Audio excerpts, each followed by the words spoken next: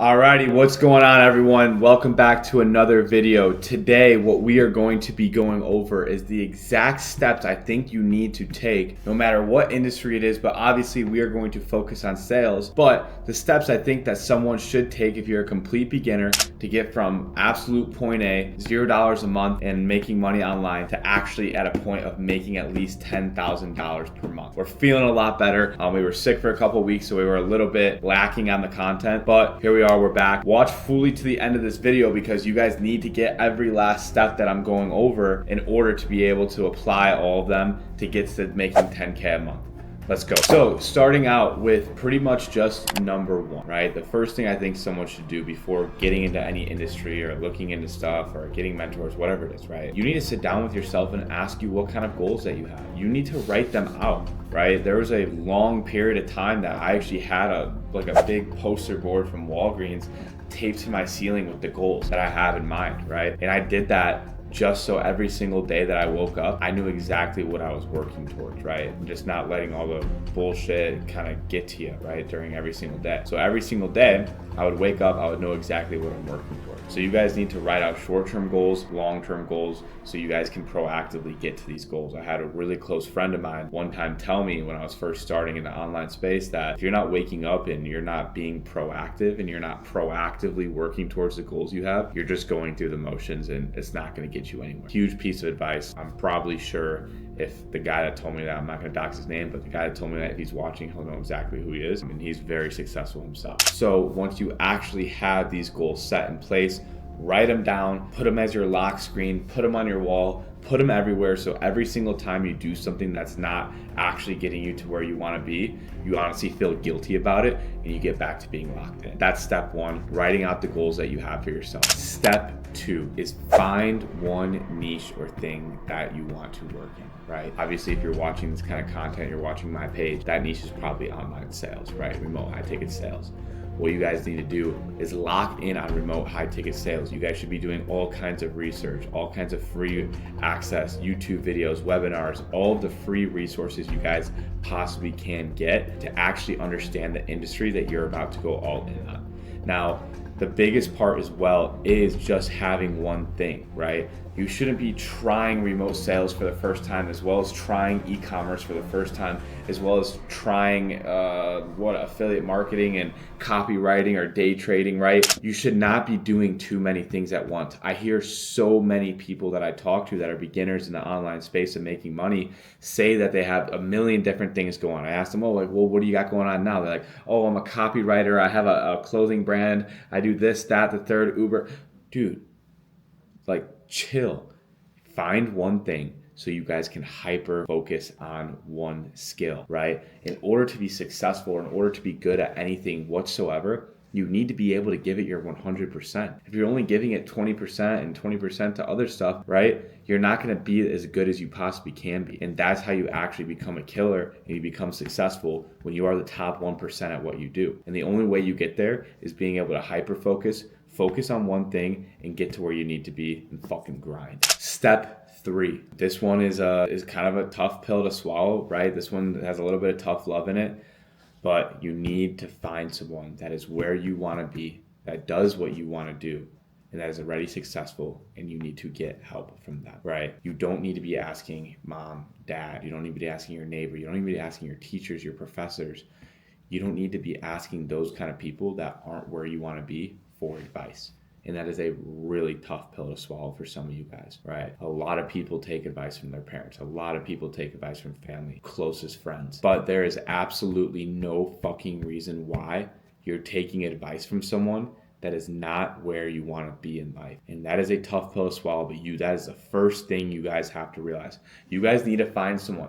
You guys don't have to buy the next $5,000, $10,000 big course or mentorship program, right? But you guys should find some way, shape, or form of a mentor, right? You guys should reach out to someone that you know is where you want to be, that can help you. That is what you need to do. But you need to also know that they can help you, that they're qualified to help you, someone that knows what they're talking about. That's who you need to reach out to, and that's who you need to actually have help you. And yeah, most of the time it's going to require you investing into yourself. I've invested thousands of dollars into myself before I got to where I was now, and it was all worth it. It is one of those things that you have to do. So find someone, doesn't have to be a paid mentorship program, the next big bad thing. Find someone that's where you want to be, someone that will work with you, will actually do calls with you one-on-one, will sit down, help you get to your goals, and invest into yourself and invest and give them money for their time. And that is step 3. Step 4, and for me personally, probably was the hardest thing along this journey that I've had so far. Now, step 4, I think once you're actually starting to lock in, you're working with someone that is where you want to be, and you're actually getting help, and you're getting coaching, and you're studying, you're going hard, right? You need to be able to block out all the outside factors and all the bullshit. And that right there is hard, right? I had a ginormous friend group growing up, ginormous friend group. Now my friend group probably consists of 5 people of my absolute closest friends that have my back no matter what. And when you guys start doing things differently, people aren't going to like that, and you guys are going to have to realize that. It can be family, it can be parents, it can be some of your closest friends you thought that would never turn their backs on you, right? But when you start operating and you start doing things in a different way that other people aren't used to, it throws them off mentally, and they do not like that whatsoever. They want you to stay on the level that, because they like comfortability, right? And they want to stay comfortable.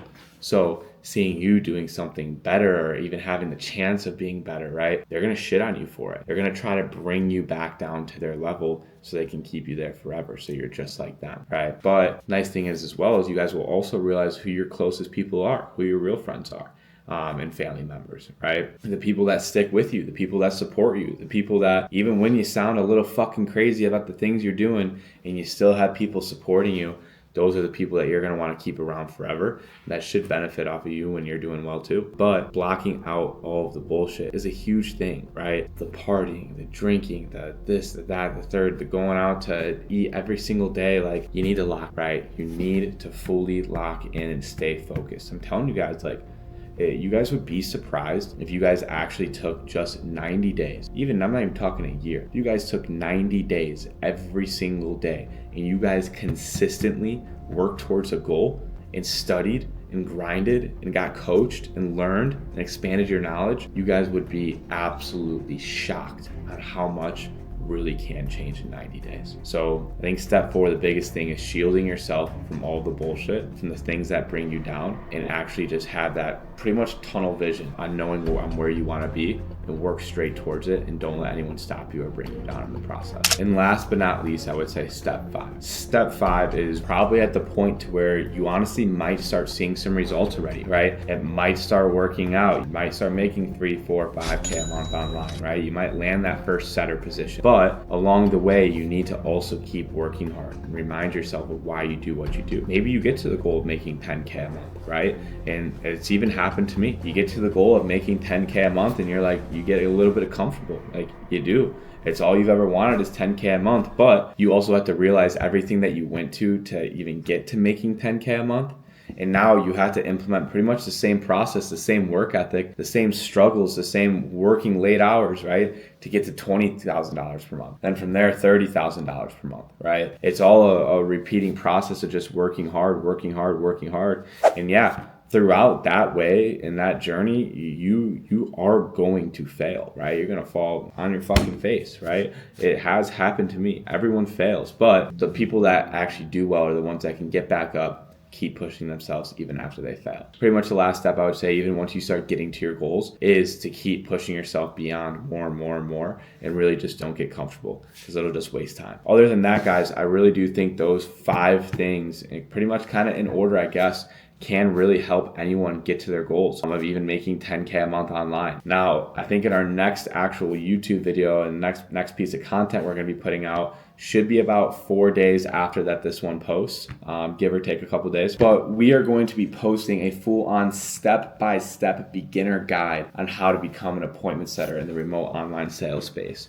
So for anyone actually wanting to get into the space that I'm in and get to the point of making 5, 6, 7K a month and making 10K a month online, can actually use this guide to land themselves their first role and kind of go from there. Other than that, that's pretty much it for today. Nothing crazy. I just thought I'd spit out some value for you guys, that these are things that you guys can implement in your lives as well, just to get better, right? I mean, you're not going to take these things and you're going to learn this and then just tomorrow you're gonna go be a millionaire. It's not how it works, right? But all these little things, changing the way you do things, changing the way you wake up, just the way you think about everything, it's a game changer for sure. But yeah, if you guys like this kind of content, go ahead, hit me with a like and subscribe. I hope you guys like this video, bringing you guys some value. Also, as I said, if you guys ever have any questions whatsoever, shoot me a follow on Instagram, hit me in the DMs. I'm always here to help you guys out and answer any questions or give you guys any type of advice that you guys have whatsoever. But yeah, other than that, that's it for today, and we will catch you guys in the next one. Peace.